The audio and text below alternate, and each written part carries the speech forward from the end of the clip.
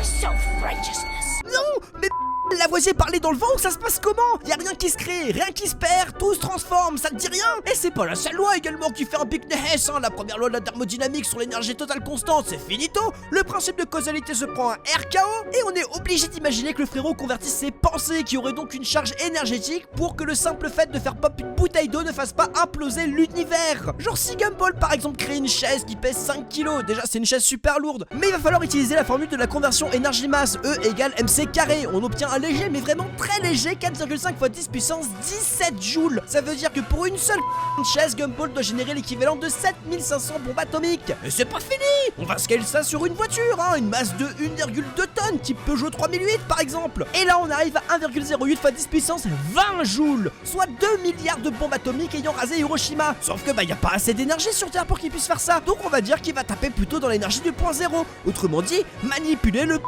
de vide quantique, ou alors sinon contrôler les champs de Higgs, qui on le rappelle c'est quand même pas compliqué hein. Si c'est mal réalisé, il pourrait défoncer l'univers au point de créer l'entropie. Autrement dit c'est finito pipo, y a plus rien du tout, on remballe les caisses et il faut arrêter ce chat avant qu'il soit trop tard.